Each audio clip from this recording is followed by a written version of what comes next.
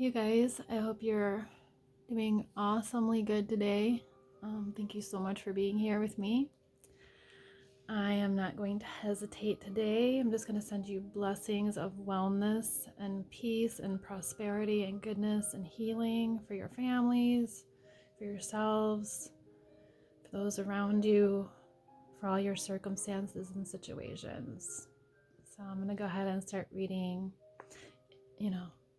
so I'm going to send that blessing to you. Good healing, good thoughts, good things. Yeah. I'm going to start back up on chapter 5 of Gift of the Red Bird. We finished off on Monday, and she was on her vision quest at Lodestar, and she was on her first day of her being alone by herself out in the wilderness there. So I'm going to go ahead and start reading that for you. Thank you so much for being here with me. I love reading this with you. Such an amazing experience story. I hope that you're truly, getting some good insights from these stories. So, Tuesday. I see a yellow butterfly this morning and wonder what message she may have for me. Be cheerful, she seems to say with her flight. My scarlet bird is so beautiful, I ache when he flies by. He is with me all the time. Last night I watched hundreds of ants. They moved so fast, it was incomprehensible. They darted in a long line, to and fro, like traffic on a freeway. What was their project? I had no idea, but they surely did. They unerringly followed some instinct, and their pattern was precise.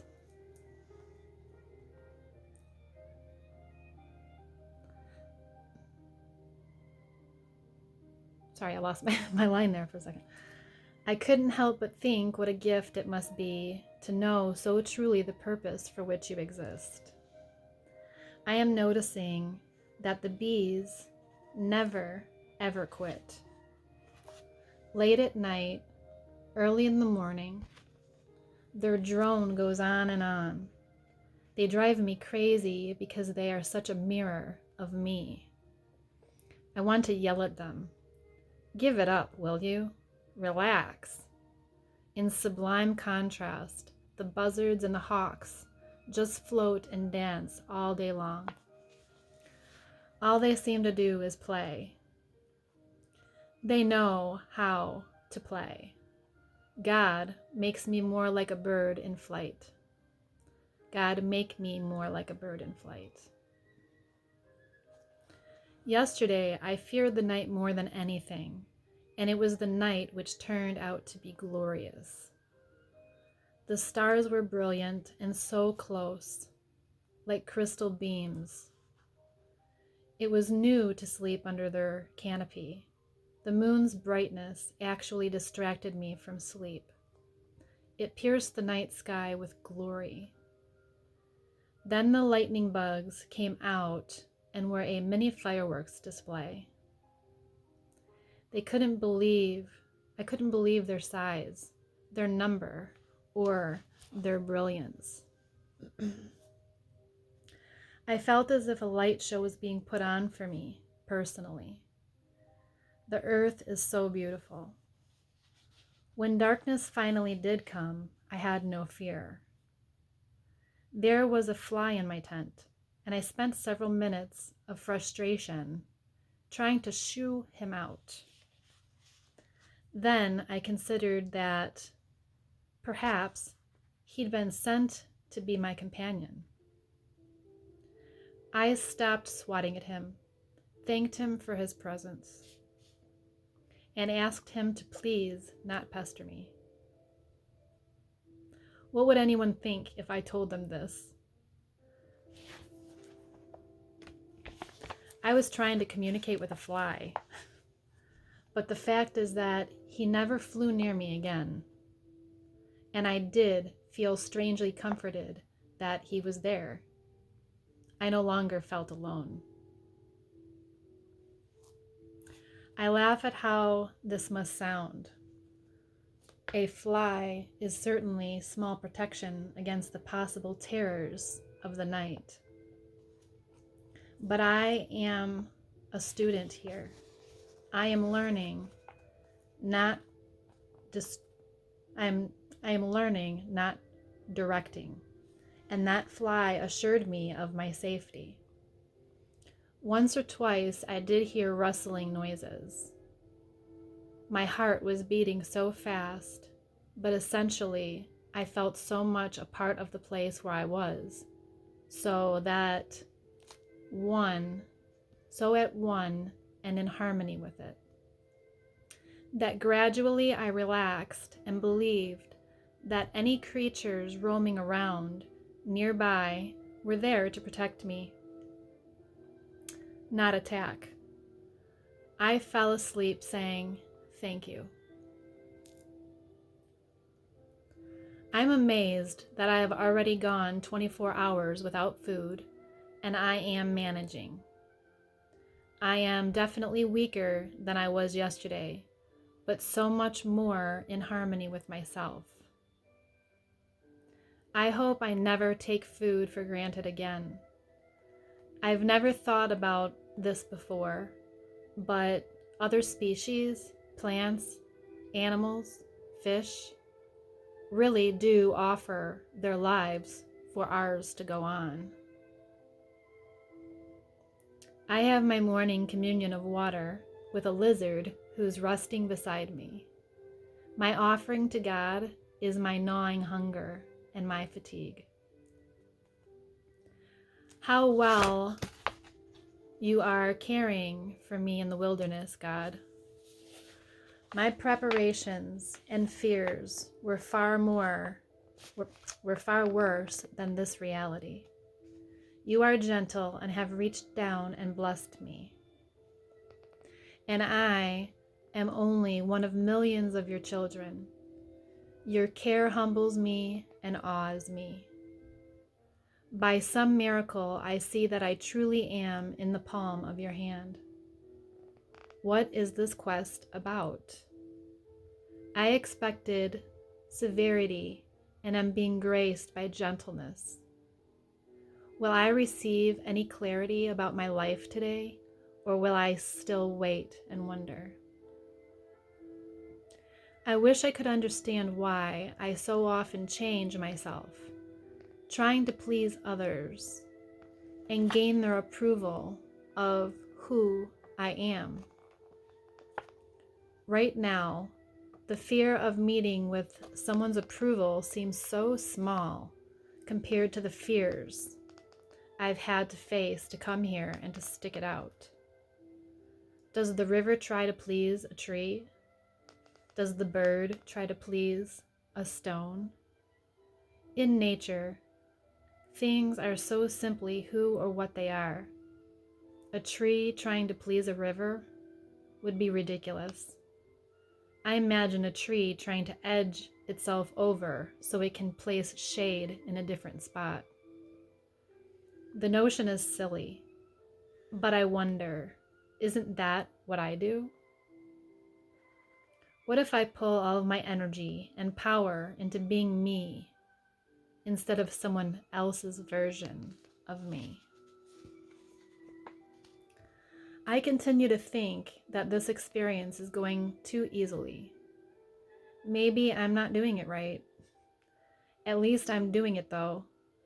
I have to keep reminding myself. There is no set way. There is only mystery and change and what is.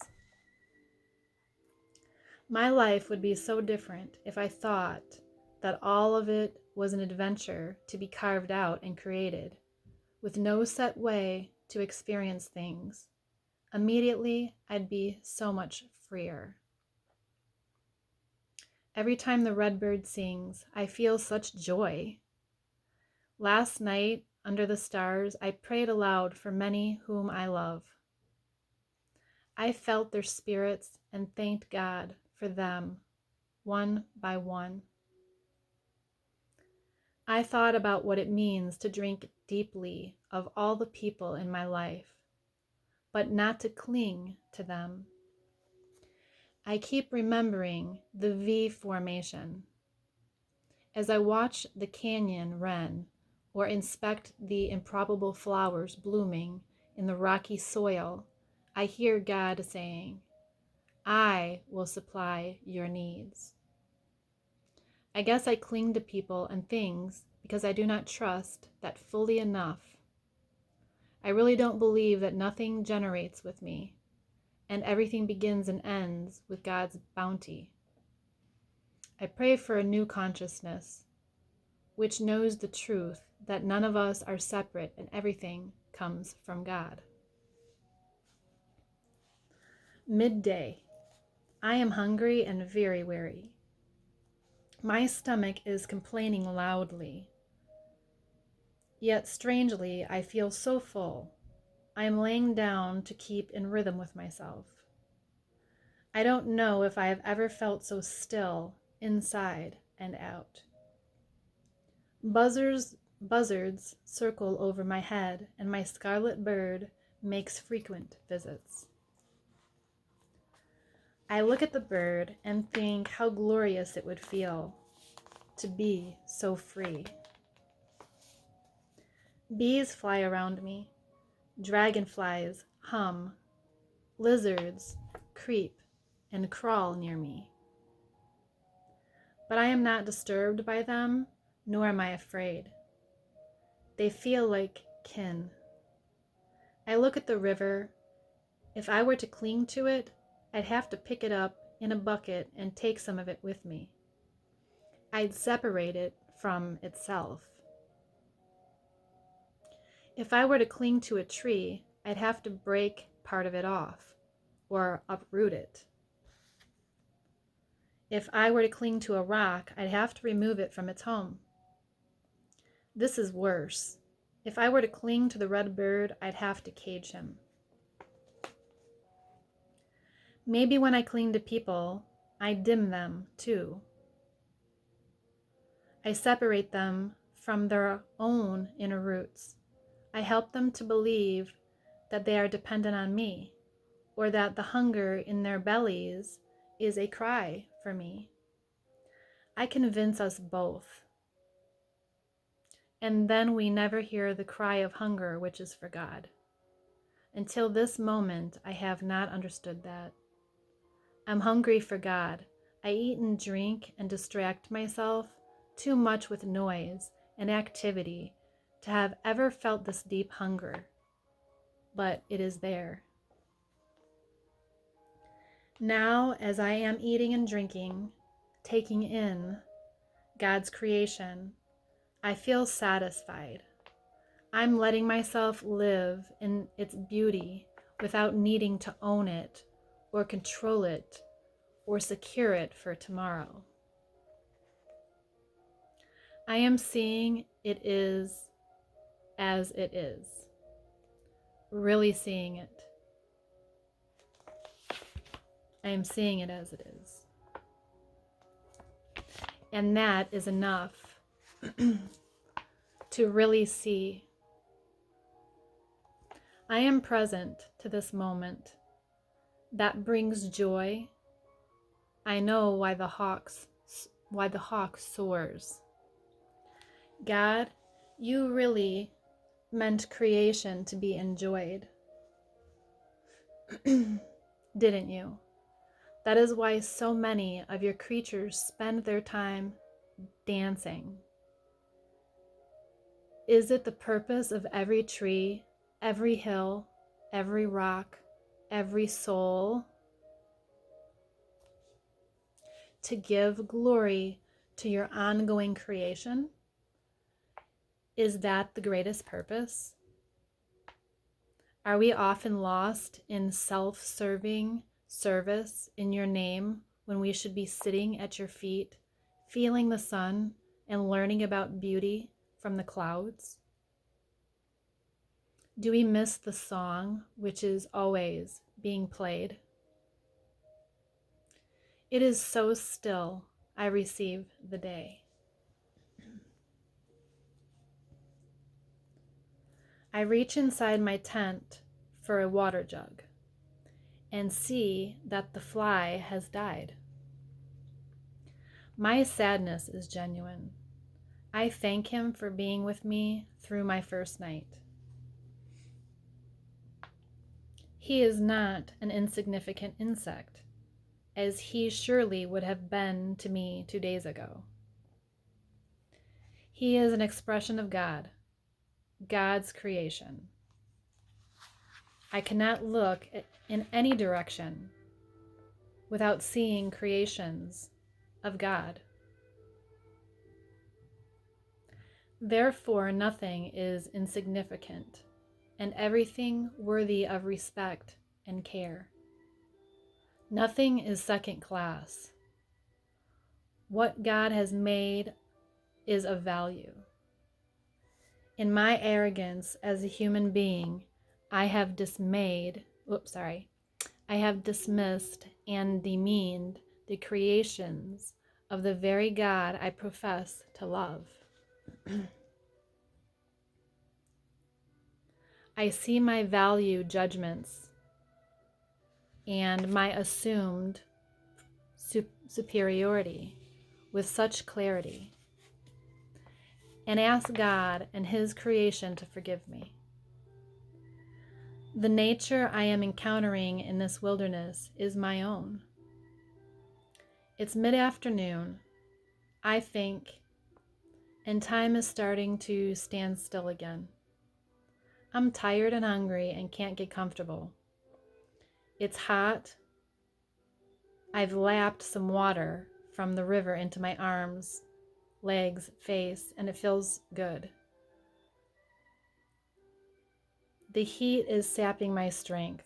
The sun is so far away in the sky, and yet it covers the earth with such intense heat.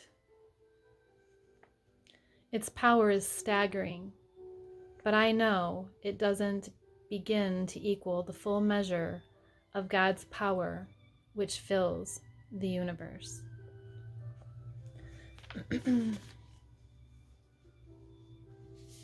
My red bird appears again. He is never far away. The passage of time is almost as much a challenge as the hunger and being alone. In my usual life, there is enough time. That is a reality I constantly confront. I chase the clock every day. Here, it feels like the twilight zone. The minutes each day take at least an hour. The afternoons are punishing with their heat. What will it be like tomorrow night when I supposedly stay awake all night? It is unthinkable to do anything to lengthen these days. I long for a book to read, but that would only carry me into another world, away from this one. It's impressively hard to live fully present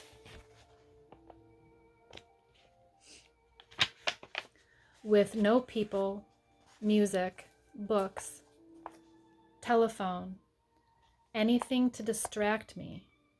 It's just the inside of me and the reality of God's presence. The day is finally beginning its metamorphosis into night.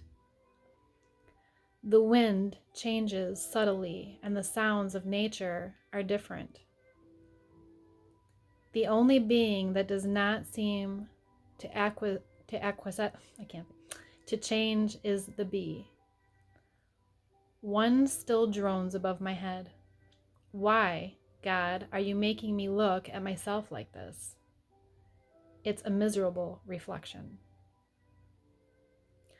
I've been singing hymns I can recall from memory and feeling my hungry stomach. I wish I would have a visit from the redbird. As I just wrote that thought, he appeared. I feel weary. I content myself to be like the trees and just be. I know I am a sorry sight.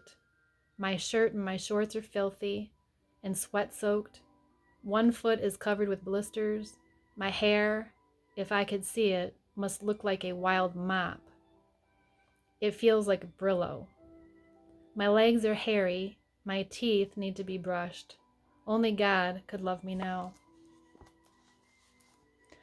I force myself to walk down the river to watch the reflection of the sunset on the canyon wall.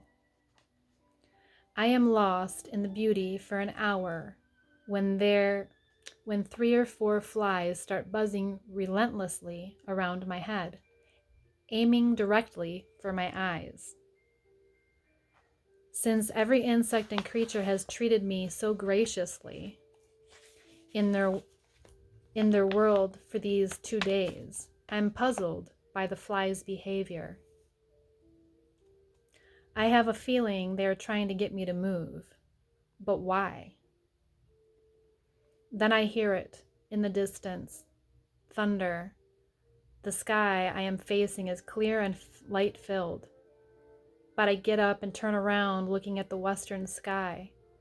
One look, I see purple and black clouds, and I'm on my feet and running to my tent. My heart is pounding. What was it Hazel said in prayer group when I expressed my fear of a storm while I was on this quest? Something to the effect of, if thunder and lightning came, they would be mighty displays of God's power, but would not harm me. Okay, God, I shout through gulped breaths. I do believe in your power. I believe in you. So I don't need a lesson. Skip the storm. I get it. The only answer is a streak of lightning. I leap for my tent and jump inside.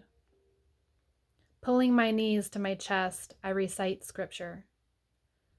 Do not be anxious for tomorrow will take care for itself. Each day has enough trouble of its own. You're not kidding. I think about all the times I've worried about pure nonsense, like rushing to get somewhere on time or agonizing over what to wear. Those moments seemed insane right now.